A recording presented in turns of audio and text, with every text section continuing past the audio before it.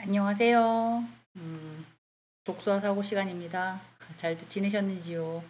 화면 조금만 조정을 하겠습니다. 네, 장소가 조금 바뀌어서. 네. 네. 오늘은 12주차입니다. 독서와 윤리 사고에 대해서 얘기를 해볼까 합니다.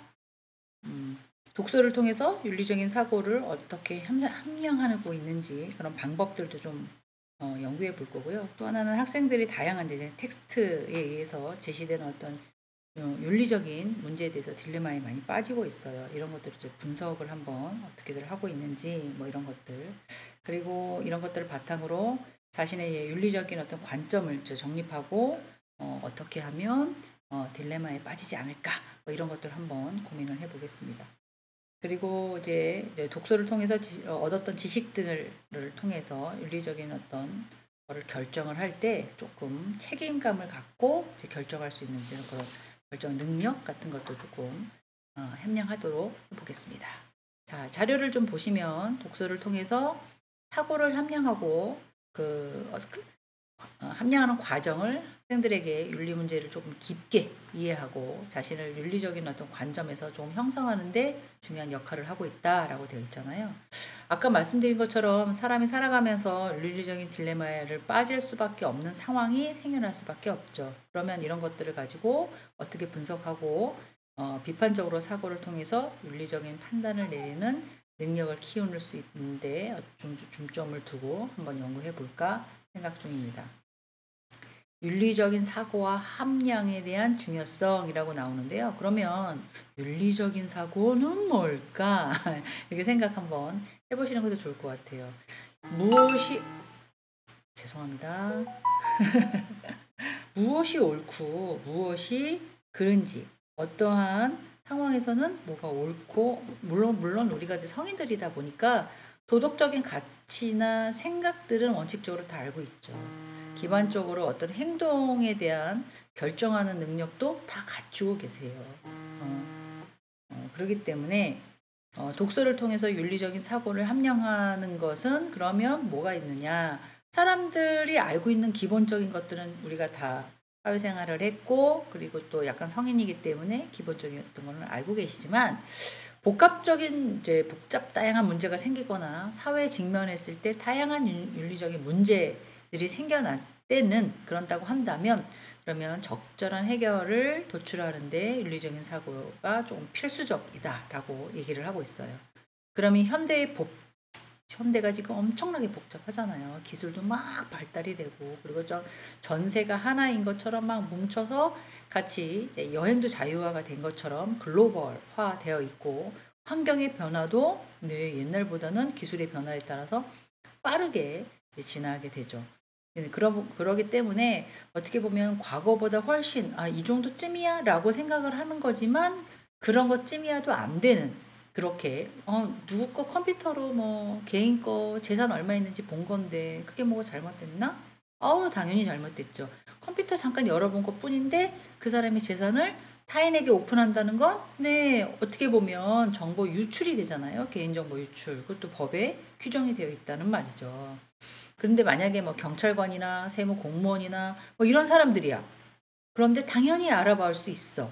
뭐 이런 마인드를 가지면 안 된다는 거예요. 마찬가지로 지금 어떻게 보면 인공지능이나 자동화가 많이 발전함에 따라서 일자리도 많이 없어졌어요. 그리고 어떻게 보면 되게 간소화가 되어 있잖아요. 그러면 인력들에 대한 어떤 문제점도 불평등이 생길 수밖에 없죠.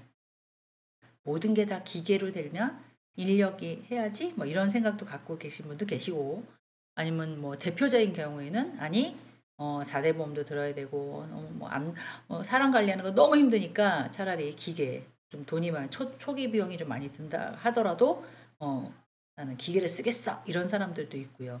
그래서 생명의 윤리와 관련된 어떤 전자 편집 기술, 아니면 기후의 변화에 대응하는 경제적인 조치에 따른 단순한 해결책, 뭐 이런 것들이 접근할 수밖에 없는 그 복잡한 윤리적인 딜레마를 만드는 경우가 곧 있더라. 그렇겠지요. 그죠? 우리는 무언가를 막 만들어서 예쁘게 판매하고 뭐 수익 창출이 돼요. 근데 이제 이걸 만들어냄에 있어서 연기가 많이 난다든지 냄새가 많이 난다든지 환경에 오염이 된다든지 아니 뭐 공기로 날아가면 되는데 뭐 이렇게 신경 써? 뭐 이럴 수도 있지만 그 공기로 그 연기로 인해서 사람들의 생명이 약간 단충되는 일이 생긴다면 네 이거는 좀 문제가 되는 거잖아요. 마찬가지로 이제 그런 복잡한 우리가 '이게 윤리냐 윤리적이지 않냐.'라고 생각하는 거에서 조금 차원을 높여서 생각하는 것들이 생겨나고 있다라고 보시는 거죠. 자 그다음에 이제 윤리적인 사고에 대한 필요성 중에 하나는요. 어떤 문제를 해결하기 위해서는 표면적인 접근을 필요하죠. 근데 그 접근에서 넘어서서 문제의 본질과 다양한 이해관계들의 입장을 고려하는 것이 윤리적인 사고다라고 물론 이쪽 입장 다 고려를 해 봐야 되겠죠. 윤리적인 사고의 문제는 다양한 관점에서 분석을 하는데요. 각기 다른 가치와 원칙을 조화롭게 통합시키는 능력도 또한 필요합니다. 뭐 이런 거 있잖아요. 지금 다들 아이들을 기르시고 또 약간 성장도 다 했겠지만 아이들 기를 때 형제들이 막 싸웠어요. 뭐 오빠가 잘못했어. 동생이 잘못했어. 막 그러면 뭐 아들 편만 막 네, 들으신다든가 아니면 어린 동생 편만 들으신다든가 그러면 상대가 어때요?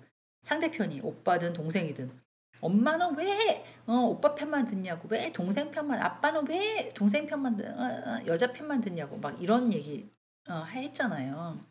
어떻게 보면 쪼끔 사람의 입장, 이해관계 서로의 입장을 쪼끔 깊게 가서 얘기를 해서 듣고 나서 약간 조화롭게 평준화시키는 그런 방법들이 필요하듯이 마찬가지라는 거예요. 윤리적인 사고에 대한 함량에 대한 것도 윤리적인 사고에 대한 필요성도 이해관계자의 입장들을 조금 고려해야 된다.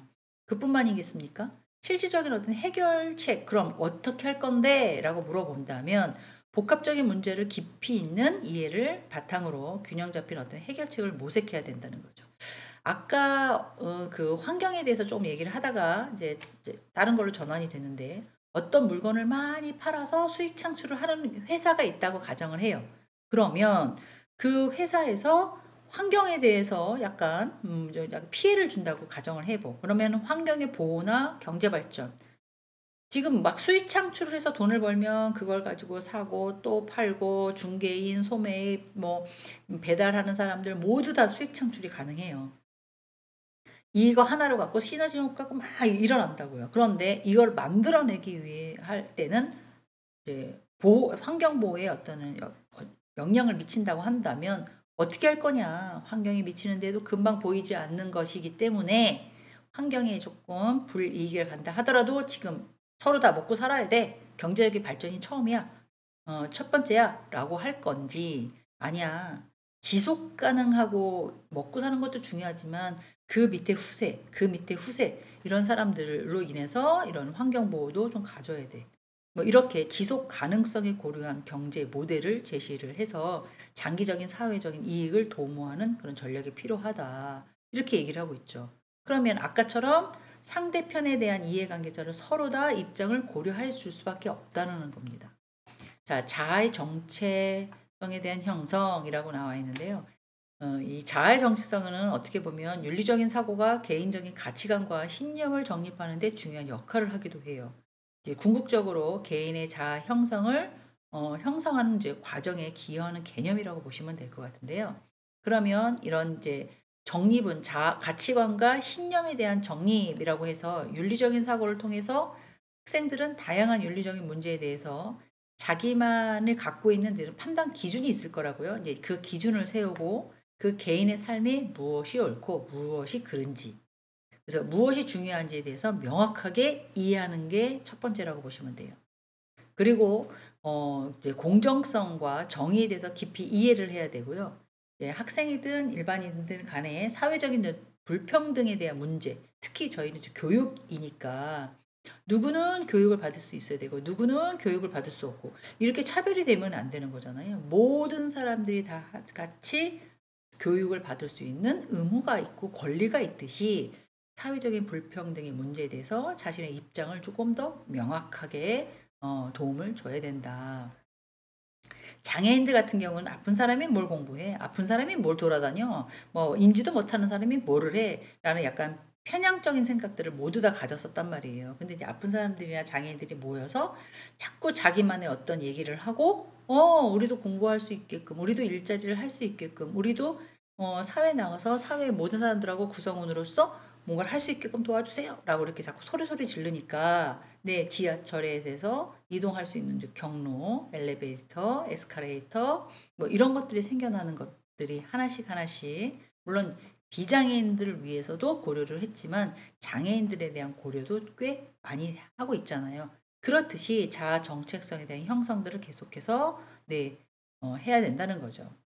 또 하나는 이제 불평등의 문제에 대해서 자기의 입장을 명확하게 하는 것도 자아 가치관의 신념의 정립이라고 한다면 자아 정체성의 형성이 있는데요. 이건 개인의 가치관과 신념뿐만 아니라 자아 정체성에 대한 핵심 요소이기도 해요. 청소년기일 때만 '나는 왜 태어났지? 나는 무엇 때문에 살아야 되지? 내가 무엇을 해야 되지? 나는 여기 어디? 너는 누구? 나는 너 누구?' 뭐 이런 형상으로 이제 청소년들이 이제 고민을 한다면, 어떻게 보면 이제 이 자아 정체성 같은 경우에는 윤리적인 사고를 통해서 형성되는 가치관을 자신이 누구인지, 그리고 어떤 사람인지, 무엇을 하고 싶은지 이런 것도 이제 조금 자각해서 촉진해야 된다는 거죠. 학생들이 자기만의 어떤 독특한 정체성을 형성을 하고 그 정체성을 바탕으로 세상과 상호작용을 방식으로 이제 결정하는데 중요한 역할을 한다고 보시면 될 것 같아요. 자기 일괄성 유지, 물론 이것도 중요합니다. 윤리적인 사고에서는 신념을 정립하고요. 가치관을 형성한 다음에 개인이 일괄된 방식으로 행동하는 것에 대한 결정을 내려준다는 거예요. 물론 뭐 투잡, 쓰리잡, 포잡 이렇게 하시는 분들은 이것도 하고 저것도 하고 뭐 다양하겠지만, 여기서 말하는 것들은 이제 신념이나 어떤 가치관이기 때문에 자기가 자신에 대한 확신 이런 것들이 강화되지 않는다면 외부의 압력이나 도전에 맞설 수 없다. 흔들리지 않는 자아를 형성해야 된다라고 이제 자기 일관성을 유지해야 된다라고 되어 있습니다. 자, 이제 사회 책임의 의식의 강화라고 얘기를 하고 있는데요. 이거는 사회 윤리적인 사고로 하여금 학습자가 자신뿐만 아니라 다른 사람들이 사회 전체의 어떤 책임을 느낄 수 있게끔 해야 된다. 이로 인해서 내일 아니니까 뭐 그랬나 보지 뭐 카메라로 찍고 저런 일이 있었어 세상에 웬일이니 뭐 이렇게 약간 구경하듯이 하지 말고 공동체와 사회에 긍정적인 영향을 미칠 수 있도록 능력을 키우는 그냥 개념으로 봐야 된다라는 거죠. 그래서 타인에 대한 좀 고려도 좀 해야 되고요. 개인의 자신의 행동이나 다른 사람에게 미치는 어떤 영향에 대해서 깊이 고려를 해야 하고요. 개인이 자신의 행동이나 사회 공동체에 어떤 결과를 초래할지 고민을 해야 되고, 타인에 대한 배려와 공감이 좀 높아야 된다. 뭐 예를 들면 환경보호에 대해서 계속 얘기를 하고 있잖아요. 환경보호는 중요하다는 건 다 누구나 알고 있죠. 근데 그걸 윤리적으로 이해하고 있느냐, 아니 더 나은 미래에 대해서 자신을 위해서 행동을 조정하고 하려는 책임을 느끼고 있느냐, 타인들도 좀 고려해야 하고요. 공동체 의식, 나만 잘 된다라고 생각하지 말고 윤리적인 사고를 통해서 학생들의 자신을 속한 공동체의 일원으로서 역할을 조금 자각해야 된다. 물론 모든 사람들이 개인이 편해야지만 주변이 보이는 건 사실이에요. 그쵸? 그거는 누구나 어떻게 할 수, 내가 힘들고 어려운데 남을 배려하거나 이런 사람들은 그렇게 많지 않죠. 봉사를 먼저 하는 사람들은 그렇게 많지 않죠. 제가 지금 먹을 것도 없고 입을 것도 없고 뭐 이렇게 누울 것도 없는데 자기 걸 다 털어서 이렇게 하는 사람들은 그렇게 많지는 않습니다. 하지만 어떻게 보면 내 개인만 살아야지라는 생각보다는 공동체의 복지와 발전을 위해서 기여를 태도가 조금 있어야 된다. 연예인들 그러신 분도 꽤 있더라고요. 꽤 수입이 많은데도 불구하고 자기는 전세 살면서 외부에다가 이렇게 기부하는 기부왕 뭐 이런 분들도 좀 계세요. 뭐 예를 들어서 불평등한 사회 구조를 비판을 하고 또 이를 개선하기 위해서 사회적인 책임을 가지려고 노력을 하기 때문에 공동체 의식이 필요하다.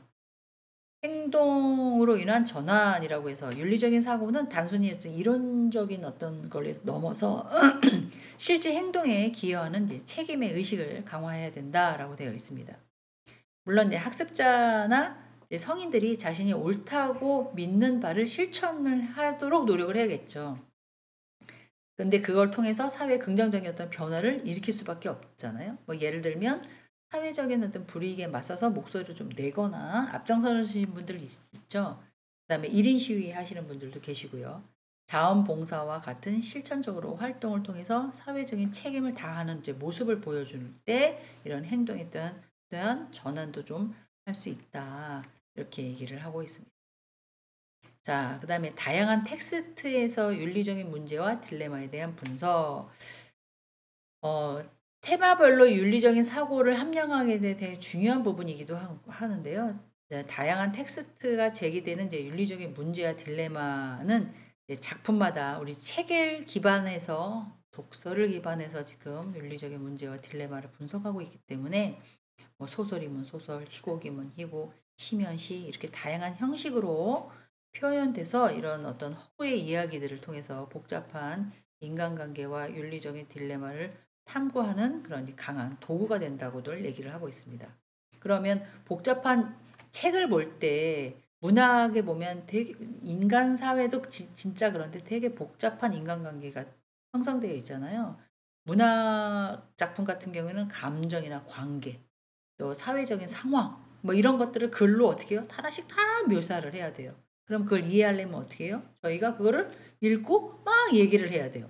그쵸? 뭐 톰스토이의 뭐 안나 카레니아와 같이 뭐 이런 소설 읽어보셨나요? 이런 걸 같이 소설과 사랑에 대한 배신, 사회적인 규범과 개인의 자유 뭐 이런 것들에 대한 주인공이 겪고 있는 지금 갈등, 복잡한 윤리적인 딜레마 이런 것들을 제시하고 있는 대표적인 소설이라고 얘기를 하고 있습니다. 이런 것들을 통해서 같이 읽으면서 인간관계의 복잡성과 이 안에서 발생하는 윤리적인 문제는 과연 무엇인지도 좀 파악하는 것도 좋다. 그래서 이제 뽑아내는 거죠. 확인해 보는 거죠. 또 도덕적인 갈등과 윤리적인 선택에서는 그 작품 속의 주인공들이 종종 도덕적인 갈등에서 직면하는 경우가 있어요. 그러면 이럴 과정을 통해서 다양한 윤리적인 선택을 해야 되는데요. 섹스피어에서 뭐 헨릿 같은 경우에는 주인공이 복수와 도덕적인 어떤 의무 사이에서 막 갈등을 하고 있잖아요. 어, 그래서 이제 윤리적인 선택을 통해서 개인과 주변 사람들이 어떤 영향을 미치는지도 갈등하는 모습을 통해서 개인적인과 주변 사람들이 어떤 영향을 미치는지도 또 탐색을 해봐야 된다라고 되어 있습니다. 자, 그 다음에는 이제 이런 학생들은 이런 책을 읽으면서 윤리적인 어떤 딜레마를 좀 분석을 할 때 다양한 선택을 할 수밖에 없어. 이 사람이 맞아요. 햄릿도 이럴 수밖에 없죠. 당연한 거 아니에요? 뭐 이렇게 얘기하는 사람도 있고 각자 갖고 있는 사고방식에 따라서 조금 다르기 때문에 그런 능력을 조금 키워야 된다. 감정적인 공감과 윤리적인 이해라고 해서 문학 작품을 독자에게 감정적인 공감을 이끌어내기도 하고요. 등장인물의 입장에서 그들의 이제 윤리적인 딜레마를 체험하게 됩니다. 글을 읽으면 그 사람이 뭘 갈등하고 있는지, 어떤 생각을 갖고 있는지, 또 이 사람이 무엇 때문에 고민하고 있는지도 저희가 파악이 되잖아요. 그래서 이런 과정에서 윤리적인 문제를 감정적으로 이야기보다는 윤리적인 사고보다는 조금 더 깊이 있게 뭔가를 이해하려고 할 수 있어야 된다라고 얘기를 하고 있죠. 단순히 책을 읽을 때는 이 사람 재밌다. 어머 얘 웃기네. 이런 것보다도 인간관계 탐구를 하고 어떤 것을 윤리적으로 선택할 건지 도덕적인 갈등은 어떤지 감정의 공감은 어딘지 윤리적인 이해는 어떤지 뭐 이런 것들을 조금 파악하면서 읽으면 근데 저희가 이제 스토리 형식으로 읽어가기는 해요 대부분 그렇잖아요. 그런데 이제 저희가 이제 독서와 사고라는 이제 챕터를 통해서 책을 읽을 때 요렇게 요런 걸 파악해야 되는구나. 그러니까 조금 더 이해하기가 편하네. 뭐 이제 이런 식으로 돼야 된다는 거죠. 자, 비문학적 테스트. 이 비문학적인 거라는 것은요. 현실 세계에서 실제로 발생하는 어떤 문제를 다루고 있는 것들을 말을 합니다. 학습자들이 현재 사회에서 지금 현재 우리가 살고 있는 이 사회에서 발생하는 다양한 윤리적인 쟁점을 직접 탐구하는 그런 기회를 제공하기도 하는데요. 비문학의 텍스트는 현실에 발생하는 윤리적인 갈등을 조금 다루고 있어요. 예를 들면 뉴스 기사. 되게 다양하잖아요. '어머 저런 것도 기사를 내는 경우가 있네.'라고 하는 것들도 기사에 나오는 경우도 있어요. 뭐 환경 보호라든가 경제 성장 뭐 그런 사회 아까 말씀드린 것처럼 보호와 경쟁에 대해서 어떻게 서로 간의 갈등, 기술의 발전을 초래하는 개인 정보에 대한 어떤 문제, 현대 사회의 중요한 윤리적인 이슈 이런 것들을 좀 분석하게 되는데요. 이런 건 텍스트를 통해서 이제 학습자들이 현실적인 문제를 윤리적인 관점에서 이해하고 분석하는 그런 능력을 길러야 됩니다. 그다음에 이제 비문학의 텍스트 중에서 두 번째는 객관적인 정보의 논리적인 분석인데요. 에세이집이나 논문, 리포터 뭐 이런 것들을 이제 읽게 되시고 읽으실 수밖에 없는 상황이시잖아요. 어떤 과제를 하시려면. 그러면 이런 것들을 통해서 논리적인 구조와 객관적인 정보에 기반해서 논리적인 문제를 좀 제시를 하시는 게 맞다는 거죠. 마치 그냥 상상이나 추정이나 예측 갖고는 얘기하면 안 되는 거예요. 환경윤리에 관한 논문에 대해서 다양한 관점들을 고려해서 종합적인 분석을 제시한다든지 아니면 뭐 학습자들이 갖고 있는 이제 논리적으로 윤리적인 문제를 접근하는 데 조금 도움을 줄 수가 있잖아요. 그리고 학생들은 감정을 치우치지 않고 이성적으로 윤리적인 문제를 하는데 이제 평가를 하는데 이제 능력을 키우고 있기도 합니다. 또 하나는 사회적인 윤리적인 딜레마인데요. 이거는 이제 비문학에 대한 텍스트의 현재 사회에서 중요한 윤리적인 딜레마를 마치 구체적으로 다룬다고 해도 과언이 아니에요. 예를 들면 기술의 발전을 가지고 왔다고 쳐요. 그러면 아까 말씀드린 것처럼 개인적인 정보를 침해하거나 프라이버시를 침해할 수 있는 것들이 너무나 많을 수밖에 없죠. 개인 핸드폰을 열어보면 누구랑 통화하고 누구랑 하여튼 뭐 이런 거 있잖아요. 저희 같은 경우는 A라는 지금 제가 노트북으로 이걸 찍고 있거든요. 노트북에다가 카톡을 딱 깔아 놔서 막 이제 중요한 거를 처리를 해요. 그리고 나서는 태블릿 PC 컴퓨터에 가서 또 해요. 집에 가서 해요. 그리고 아이폰이란다. 그다음에 이제 그 음 조그만 그 태블릿 PC 같은 데도 깔아 놔요. 그러면 제가 지금 제 개인적인 카톡을 뭐 노트북에도 해나 학교 컴퓨터도 해나 집에 거도 해나 갖고 다니는 태블릿도 해나 지금 4 개에다가 깔아 놓은 거잖아요. 근데 제가 그걸 로그인을 하거나 연동을 딱 시켜 놨어요. 근데 학교에서도 막 하는데 그게 막 떠요. 이러는 경우도 있거든요, 사실은.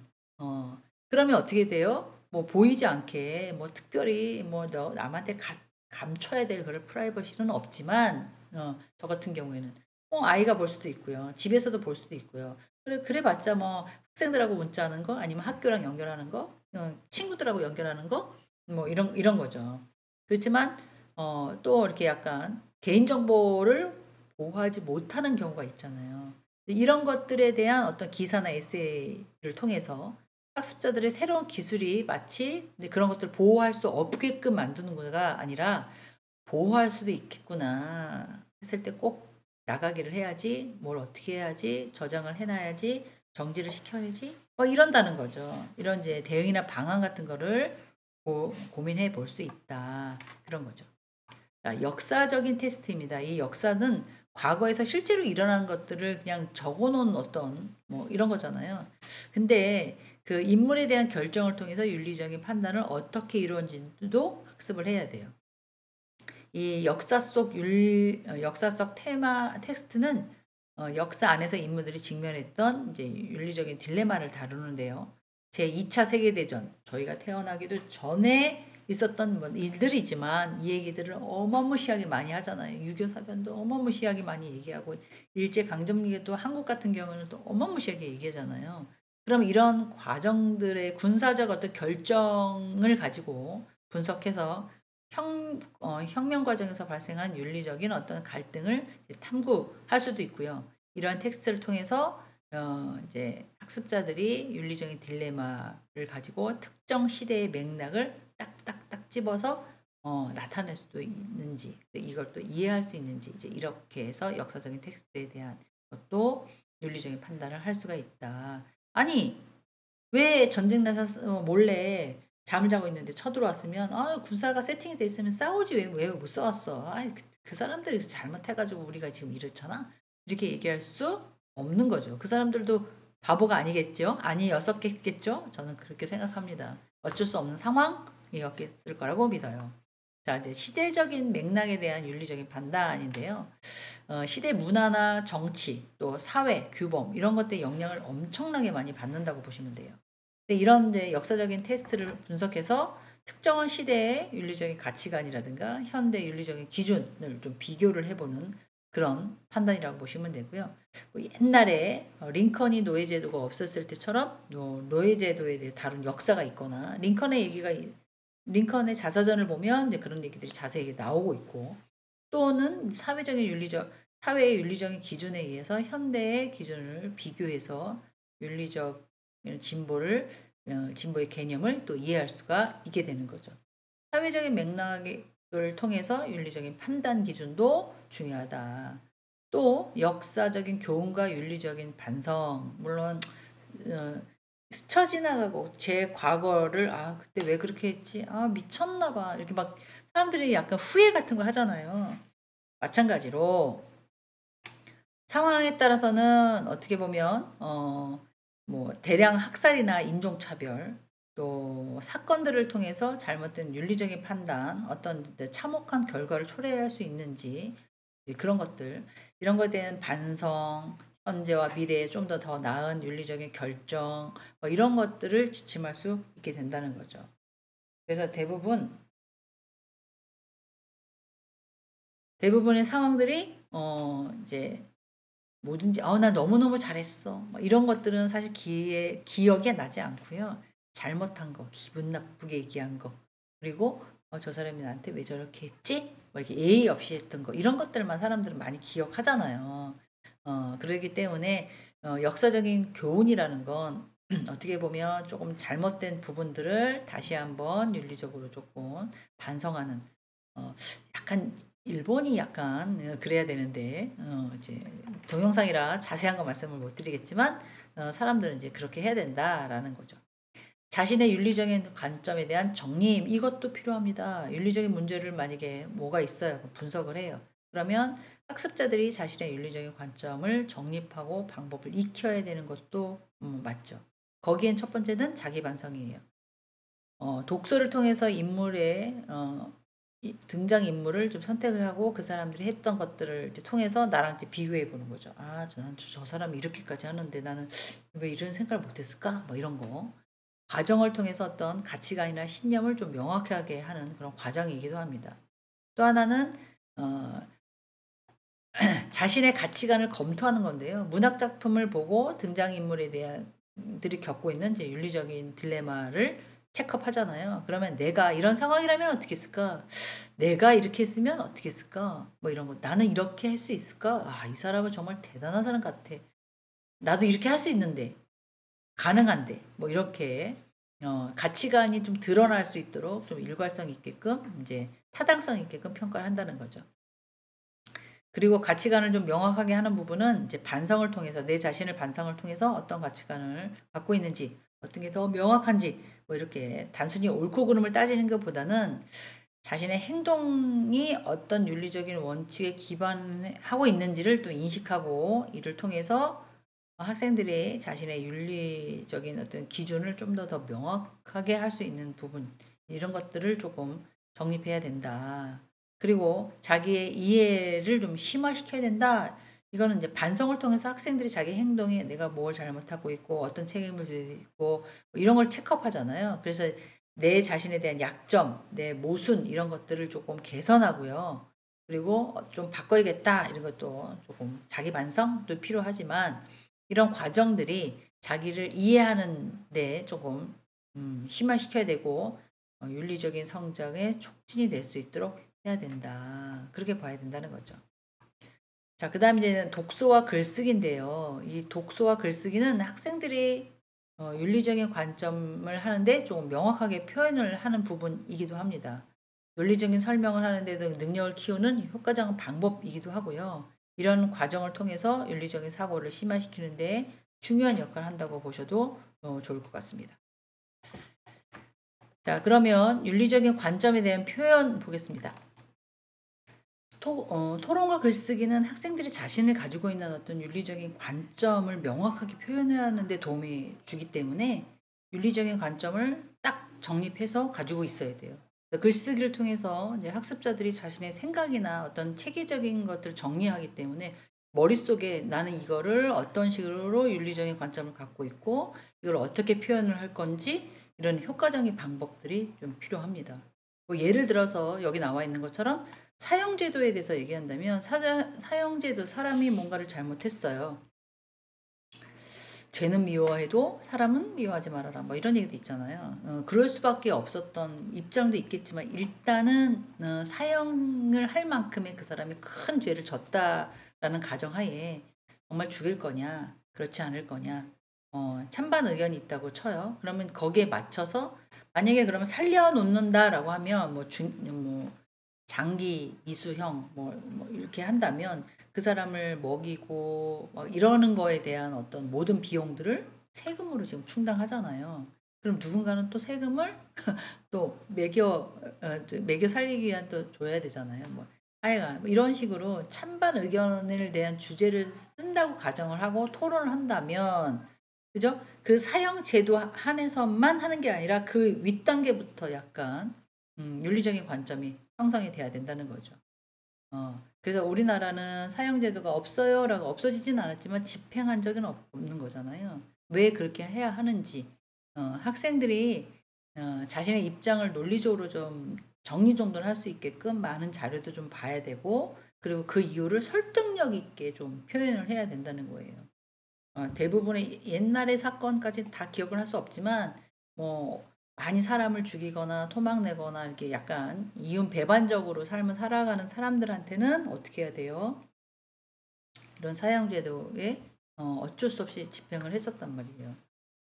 근데 이제 아무리 우리가 생각했을 때 이럴 수밖에 없는 상황들 이런 것들을 글을 쓰려고 한다면 머릿속에 물론 다 담을 수는 없죠. 머릿속에 다 담을 수는 없지만 그래도 어떤 자료를 어떻게 해서 추적해서 어떻게 봐야 되겠다. 뭐 이런 것들은 나와 있는 거니까 이렇게 이제 생각을 연습을 통해서 어떤 뭐 아웃라인 같은 거 요점 정리 이런 걸 통해서 뭐 설득력 있게 표현할 수 있게끔 자기 내 입장을 남한테 보여주는 이제 토론과 글쓰기다 보니까 해야 될 수 있다고 보면 관점이 정확하게 서야 된다는 거죠. 자, 그 다음에 논리적인 사고에 대한 발전인데요. 토론 과정에서 학습자들이 서로 다른 의견이 낼 수도 있어요. 그렇다고 톤이 높아지거나 싸우면 그쵸. 반론을 제시하거나 자신의 논리를 이제 발전시키는 물론 나랑 똑같은 생각을 갖고 있으면 막 마음이 맞아요, 사람은. 그죠? 근데 나랑 조금 다른 생각을 갖고 있으면 어떻게 해요? 예쁘게 안 보이죠. 사람인지라. 하지만 이제 지적인 토론과 글쓰기로 어떤 이런 거를 상대를 의견을 주고받을 때는 토론에 자기가 주장하는 것도 약간 뒷받침할 수 있도록 이제 해야 되고요. 상대도 그걸 분명히 알고 있었다는 거죠. 아유, 어디가 찾아갖고 오셨어요? 대단하시네요. 이렇게 약간 무시하시고 그러시면 안 되고 상대방의 논리를 분석하는 과정. 을 통해서 저는 이렇게 찾아봤는데 이렇게 하시는군요. 이건 어떻게 생각하세요? 막 이렇게 약간 의견도 좀 물어보고 약간 이렇게 품위 있게 상대를 뭐라 그래야 되나요? 약간 질의응답을 해야죠. 그래서 논리적인 사고에 대한 발전도 조금 되더라. 또 하나는 다양한 관점을 공유해라라고 되는데요. 이제 토론할 때 이제 학습자들이 서로 다른 윤리적인 관점을 어차피 찬하고 반하고 이렇게 나눠줄 수밖에 없잖아요. 그럼 이 과정에서 다양한 배경과 경험을 가진 사람들의 의견을 좀 듣고 그들의 논리를 좀 이해하고 내 생각을 재검토. 아닌가 보다. 이게 맞는 것 같다. 뭐 이렇게 생겨나야 된다는 거죠. 재검토할 필요가 있다는 거죠. 이런 과정들은 학생의 자신의 윤리적인 관점을 더욱더 풍성하게 만들 뿐만 아니라 보다 이제 다각적인 한쪽 면이 아니라 여러 가지 시각에서 윤리적인 문제를 바라볼 수 있는 그런 능력도 키울 수 있다. 그래야 되지 않을까 싶습니다. 어. 자, 그 다음에 이제 비판적인 사고인데요. 이 비판적인 사고는 윤리적인 관점을 형성하고 발전시키는데 어, 그 필수적인 요소라고 해도 과언이 아니에요. 다양한 의견이 있을 거잖아. 사람마다 다 생각이 다르기 때문에 다 의견이 있을 거라고요. 그러면 이 의견들을 분석하고 평가함으로써 학생들은 더욱더 균형 잡힌 어떤 윤리적인 관점을 형성할 거라는 거죠.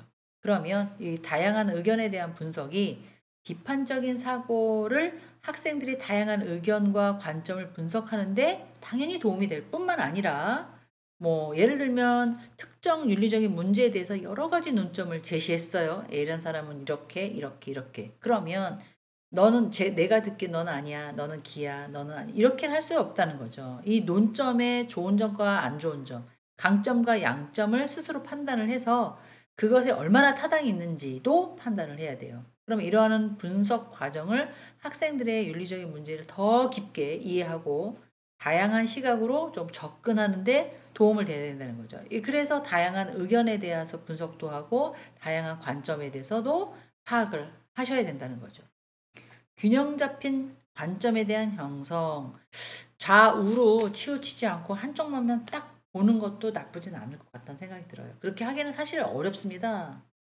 사회생활 잘 해보셔서 아시겠지만 나랑 친하게 되신 분들, 나랑 인간관계가 좋으신 분들, 나랑 관계가 좋으신 분들한테는 좋은 관점이에요. 근데 저랑 별로 친하지 않은 사람들은 네, 그러시군요. 막 이렇게 약간 배제, 그냥 수박 겉핥기식 약간 답변, 그렇게 될 수밖에 없다는 거예요. 상황이 그렇습니다. 그래서 균형 잡힌 어떤 형성이라고 한다면 비판적인 사고를 통해서 학생들이 극단적인 입장을 조금 피하고요. OX 딱딱 나누는 것보다 균형 잡힌 어떤 윤리적인 관점을 형성할 수밖에 없는 거죠. 그래서 이런 특정한 윤리적인 문제에 대해서 다양한 측면을 좀 고려해 봐야 하고요. 여러 가지의 가치를 충돌하는 상황을 최선의 해결책을 찾는데 가장 중요한 방법이죠. 그래 아까 계속해서 이 챕터를 얘기할 때 환경보호나 경제성장에 대해서 계속해서 지금 쭉 이제 얘기를 하고 있잖아요. 예를 들면 모든 게 그렇죠. 우리가 지금 의식주를 먼저 하고 뭔가를 발전해 나가고 사는 게 첫 번째가 뭐예요?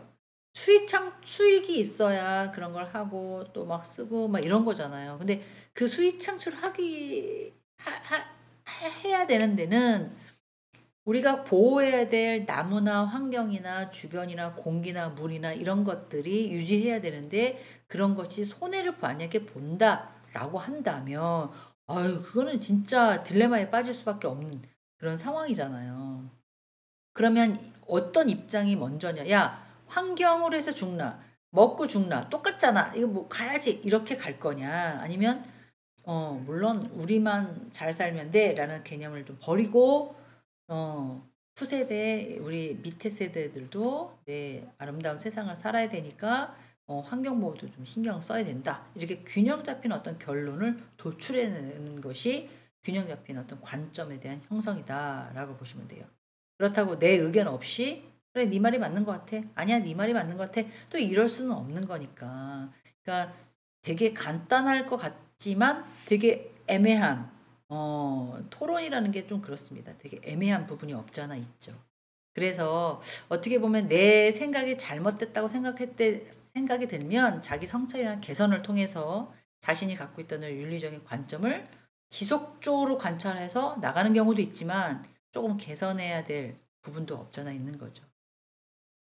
그래서 이제 이 어떤 고정된 사고에 머무르지 않고 새로운 정보와 경험을 통해서 자신의 관점을 조금 더 업그레이드 시킬 수도 있고요.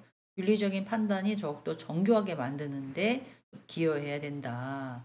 물론 학습자들이 자신이 갖고 있는 이제 생각이 다 옳다고 하겠죠. 근데 여기에는 끊임없이 질문을 진짜 맞아? 정말로? 왜냐하면 위에서 말씀드린 것처럼 환경이 자꾸 변하고요. 시대가 변하고요. 우리 상황들이 변하잖아요. 그러면 거기 상황에 맞춰서 생각도 좀 변해야 돼요. 그러다 보니까 학생들이 내가 옳다고 생각했던 부분에 대해서 끊임없이 질문하고 그 과정에 자신의 윤리적인 기준을 강화하거나 수정할 필요가 있다. 뭐 이런 형태라고 보시면 될 것 같습니다. 자, 그 다음에 이제 윤리적인 사고와 독서에 대한 삶에 대한 연관성인 탐구. 여태까지는 윤리적인 사고에 대해서 쭉 설명을 드렸어요. 독서를 통해서. 근데 이걸 가지고 내 삶의 연관성을 탐구해라. 이 부분이 제일 중요한 부분이기도 합니다. 성인학습자들한테는. 학습자들이 윤리적인 사고와 독서와 삶을 어떻게 영향력이 있게끔 할 거냐. 그냥 재미삼아 책 읽었는데, 스트레스 받아서 그냥 스트레스 풀려고 있는데, 이걸 읽어보니까, 야, 그런 것 같아. 내가 아무리 생각해봐도, 그럼 맞는 것 같기도 하고, 막 뭐 이런 생각 있어요. 있죠. 당연히. 그죠? 그러면 이런 윤리적인 판단이 단지 학문적일 거냐, 아니면 일상생활에서도 도움이 될 거냐, 뭐 이런 것들에 대한 어, 역할이 좀 있다라는 거죠. 그러면 독서에는 윤리적인 이제 평가를 해야 되는데요. 독서에서 윤리적인 평가라는 것은 책을 읽은 과정에서 등장하는 다양한 상황과 결정, 이런 것들이 이제 비판적으로 평가하는 경우도 있고요. 자신의 윤리적인 기준을 적용해 보는 중요한 학습 과정이기도 합니다. 그렇기 때문에 왜 어른들은 고착화되어 있잖아요. 내 생각이. 나 이렇게 해왔고 이게 맞는 것 같아. 이래도 별 문제는 없었어. 막 이런데 그거를 좀 밑에 세대, 그 밑에 세대들한테 계속 자기 생각 갖고 있는 것들을 이제 고착화 시키잖아요. 그런 것들을 조금 변경할 필요가 있다는 거죠.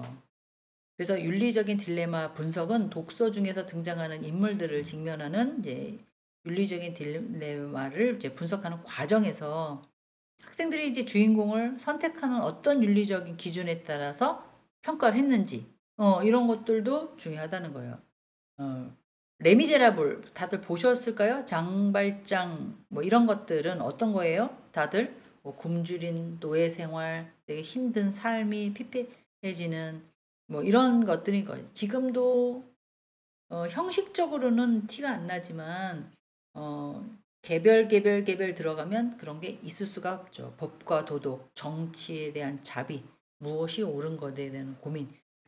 오픈은 안 됐지만 이런 것들이 있을 수밖에 없어요. 이러한 분석은 학생들이 자신의 윤리적인 기준을 적용해 보는 그런 기회를 또 본다라고 보셔도 될 것 같아요.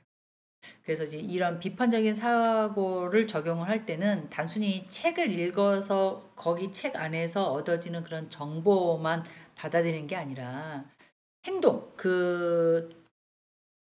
독서에서 나오는 등장인물의 행동이나 사건, 이런 것들에 대한 비판적인 평가, 또 윤리적인 상호, 이런 것들을 강화하는 어떤 중요한 방법이기도 하기 때문에 왜 이런 상황에서 이 인물들은 이렇게 행동했을까? 나라면 어떻게 행동했을까? 이런 것들을 좀 파악하셔야 될 필요성이 없잖아 있습니다. 이 인물이 선택한 윤리가 과연 정당한가? 이럴 수밖에 없었나? 얘는 이렇게 선택했네? 나는 이렇게 안 했으면 좋겠는데. 뭐 이런 경우도 없잖아 있어요. 이런 질문을 좀 던져가면서 자신의 어떤 윤리적인 판단을 시험해 볼 필요가 있다. 이런 거죠. 윤리적인 기준에 대한 발전은요, 독서에서 다양한 윤리적인 문제를 접하기는 해요. 그 때문에 학생들은 자신의 윤리적인 기준을 발전시킬 수도 있습니다. 예를 한번 들어보겠습니다. 문학에 대한 작품을 속에서 다양한 인물들의 삶을 선택을 분석을 하고요. 학생들의 자신의 기준을 조금 좁거나 경직될 수도 있어요. 혹은 좀 넓힐 수도 있고요.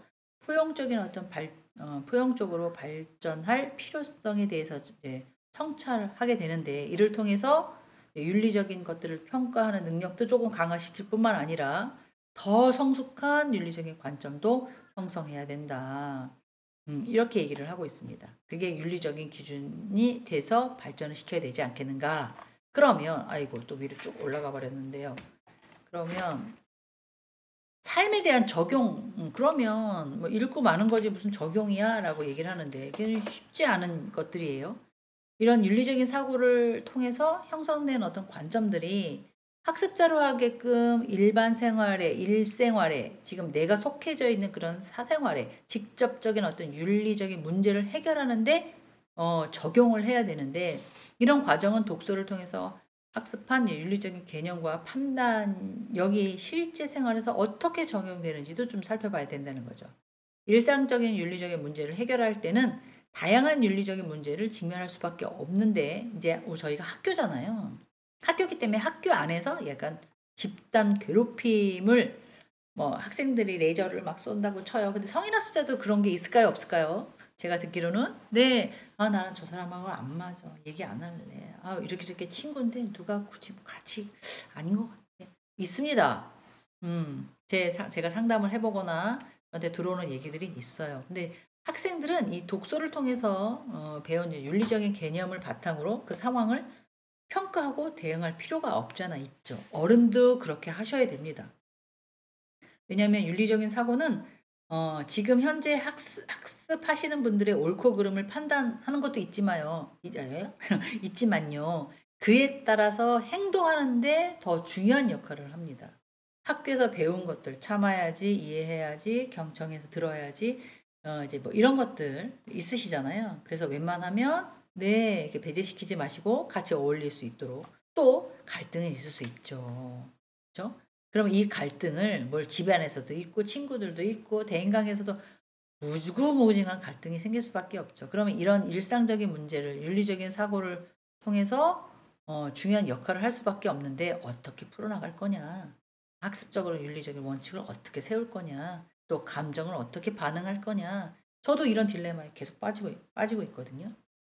이성적이고 윤리적인 결정을 내리게 될 수밖에 없는데 친구와의 갈등을 공정함과 상호 존중의 원칙을 적용해서 평화롭게 문제를 풀어내는 방법을 찾을 수 있다라고 얘기를 하고 있습니다.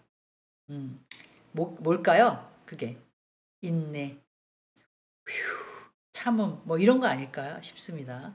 남의 얘기를 좀 들어주고 내 상대가 조금 이렇게 이해해주고 참아주는 사회적인 책임에 대한 의식인데요. 이 독서를 통해서 형성된 어떤 윤리적인 관점은 학생들이 사회적인 어떻게 불평등이나 사회 문제에 더 큰 어떤 사회적인 이슈를 바라볼 때 적용되기 때문에 윤리적인 사고를 통해서 학습자들이 자신에 대한 행동이 사회에 미치는 영향을 고려할 수밖에 없다라는 거죠. 그래서 그 책임은 시민으로서 역할을 지각해야 됩니다. 환경보호도 그렇고 일상생활 페트 분리수거나 막 이런 것도 대충 버려. 막 음식 같은 거 오게 되면 어떻게 하세요? 퐁퐁으로 깨끗이 닦아서 이렇게 버리시나요? 잘라서 이렇게 버리시나요? 아니면 물만 헹궈서 딱 버리시나요? 음, 저도 엄청나게 깨끗하게 하려고 노력은 해요, 사실은. 일상생활에서 실천하는 것이 어떻게 보면 작고 미묘한 거지만 이런 것들의 행동을 키워서 우리나라에 또 내가 사는 지역의 환경을 보호할 수 있다면 이 정도 수거는 뭐 이렇게 해서 뭐 닦기도 합니다. 그렇게 해서 사회적인 책임을 의식하고 이걸 통해서 윤리적인 사고를 조금 더 확장시키고 이렇게 하는 것이 사회에 영향을 미칠 거야. 나 하나라도 이렇게 해야지. 뭐 이렇게 간다는 거죠. 또한 지속적인 학습인데요. 이건 지속적인 학습을 통해서 사람은 자꾸 까먹어요. 까먹기 때문에 끊임없이 새로운 윤리적인 문제에 접할 수밖에 없고요. 자신의 사고를 발전시킬 수밖에 없고요. 삶이나 조금 더 성숙한 윤리적으로 결정을 내리는데 중요한 과정이라고 보시면 될 것 같습니다. 지속적인 학습을 통해서 이제 독서와 경험이 완성되지 않으니까 이런 걸 통해서 좀 하셔야 될 뿐만 아니라 생각하지도 못하는 윤리적인 문제와 딜레마가 계속 접촉이 될 수밖에 없어요. 뭐 이런 것들을 조금 책이나 다양한 문화나 뭐 이렇게 뭐 발생되는 문제를 통해서 이렇게 약간 뭐 조금 풍부하게 좀 풀어나가는 그런 방법도 좀 필요하다 보시면 되고요. 반복적인 성찰이나 성장 이건데요. 이것 또한 네, 자꾸 까먹으니까 사람들이 독서를 통해서 경험을 바탕으로 자신이 갖고 있는 윤리적인 관점을 통해서 지속적으로 내가 잘하고 있나? 못하고 있나? 뭐 이렇게 체크업 할 수밖에 없다. 그런 거죠. 그리고 내가 이전에 내렸던 윤리적인 판단이 지금 새로운 정보로 인해서는 뒤바뀔 수가 있어요. 그래서 조금 더 깊이 있는 이해로 발전할 수밖에 없게끔 만들어야 된다는 거죠. 또 실천을 통해서 윤리적인 생각을 강화해야 되는데요. 실천적인 행동이라고 한다면 일상생활에서 얼마만큼 적용하느냐에 따라 달라지겠죠. 배운 것을 적용하고 새로운 것들에 대해선 윤리적인 원칙의 삶에서 이어져 나갈 수 있을 뿐만 아니라 어떻게 적용될 수 있는지도 명확하게 좀 보여줘야 된다는 거죠.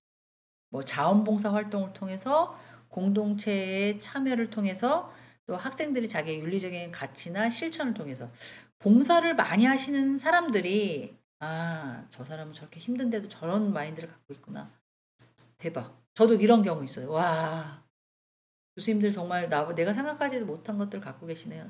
정말 생각 너무 나이가 많다고 해서 많은 이제 지식이나 어떤 뭐 이런 게 있을 거라고 생각하지만 그렇지 못하는 경우도 없잖아 있거든요. 근데 이제 나이는 어린데 저 사람이 상당히 마음이 따뜻해요. 그래서 나도 저런 거 배워야 되는데 정말 어떻게 하면 저런 거 배울 수 있을까? 그래서 제가 물어보기도 하고 뭐 이런 경우도 있어요. 그래서 독서를 통해서 윤리적인 사고를 함양시키는 이런 학습자들은 깊이 있는 사고력과 도덕적인 어떤 판단을 길러주는 역할을 하기 때문에 뭐 본인이 원하시는 책 많이 읽으셨으면 좋겠고요. 다양한 어떤 텍스트를 통해서 윤리적인 사고와 딜레마를 분석해서 자신이 갖고 있는 윤리적인 관점에 맞는지 틀리는지 재정립했으면 또 좋겠고요. 또 비판적 윤리적인 평가를 통해서 독서와 삶의 윤리적인 사고를 적용하는데 여러 가지 방법을 좀 배우셨으면 좋겠고요. 이런 관점은 학생들이 조금 더 나은 사회 구성으로서 성장하는데 중요한 역할을 할 수 있겠다라는 게 제 생각입니다. 여기도 적어놨어요. 자, 오늘은 이제 독서 사고에 대해서, 독서의 윤리적인 사고에 대해서 좀 얘기를 해 보았습니다. 다음 시간에는 비판적인 독서의 실습도 얘기하고요. 기말고사 안내를 좀 해볼까 생각 중입니다. 다음 시간까지 건강하게 됐으면 좋겠습니다. 감사했습니다.